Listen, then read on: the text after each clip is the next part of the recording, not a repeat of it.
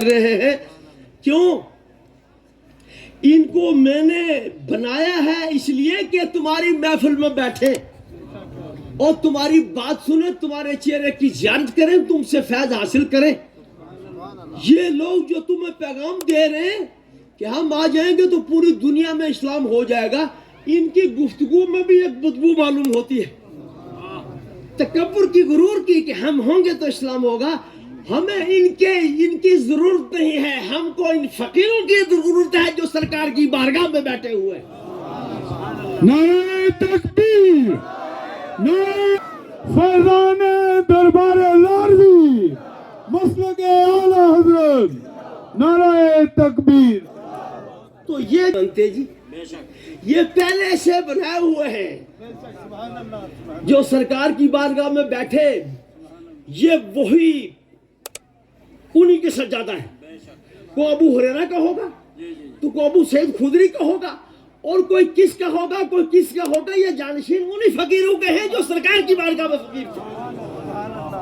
تو ان فقیروں کو ملتا کہاں سے ہے؟ ارے سرکار کی بارگاہ سے۔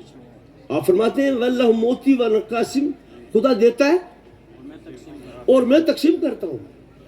تو ابھی تھوڑی دیر بعد آپ کو نیاز ملے گی کھانے کو، یہ کون تقسیم کرے گا؟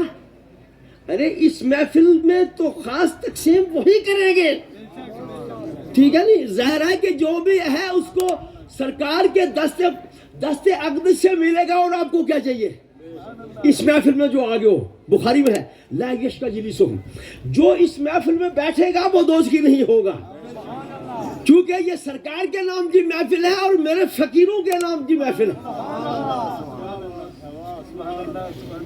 آپ ایک دن، آپ کی بیٹی بیمار تھی حضرت فاطمہ الزہرا،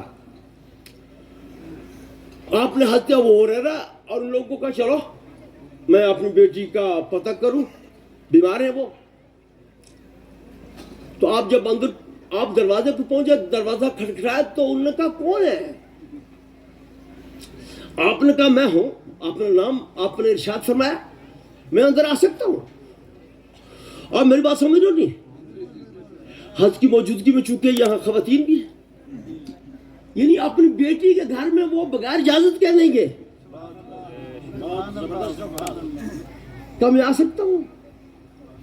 تو کہا ساتھ میں کون ہے؟ کہا فلاں آدمی ہے۔ کہا پردے کا تو کوئی اہتمام نہیں ہے۔ کہا آپ چادر اوڑھ لو۔ تو انہوں نے کہا میرے پاس ایک ہی چادر ہے، تو باقی جسم تو میں ڈھانکوں گی اور سر تو نہیں ڈھک سکتا، چادر اتنی تھی۔ یعنی اس کا مطلب یہ ہے کہ بیٹی نے باپ کو یہ کہا کہ آپ تو آ جاؤ، اور یہ آدمی جو ہے یہ غیر محرم میں یہ نہ آئے۔ آپ نے ایک نئی اپنے پاس سے ایک اور چادر دی، اس میں پرانی کا لفظ ہے، وہ آپ نے دیا کہ آپ اسے اپنا سر ڈھانپ لو۔ پھر وہ آدمی بھی ساتھ میں اندر آیا۔ اندر آنے کے بعد پوچھا کہ بیٹی تمہارا کیا حال ہے؟ تو آپ نے کہا مجھے سخت تکلیف ہے، دو تکلیفیں ہیں مجھے۔ کہا کون سی؟ کہا ایک تو شدت کا بخار ہے، اور دوسرے کئی دن سے ہم کو کھانے کو نہیں ملا جی۔ آپ نے چادر دینے کے بعد آپ نے دعا کی اور کہا اے فاطمہ، کیا تو اس چیز پر راضی نہیں کہ جنت میں تم ساری عورتوں کی سردار ہو؟ اب دیکھو، ہے پوری دنیا کے مالک ہمارے آقا، لیکن بیٹی کو کھانے کو نہیں ہے۔ آپ یہ مت سمجھو کہ سرکار بے اختیار تھے، اختیار تھا ان کو۔ آپ کے پاس جبریل حاضر ہوئے، پیغام لے کر بولو کیا بات ہے؟ کہا اللہ تعالیٰ نے حکم دیا ہے کہ اے محبوب تم کہہ دو تو میں ان پہاڑوں کو سونا بنا دوں۔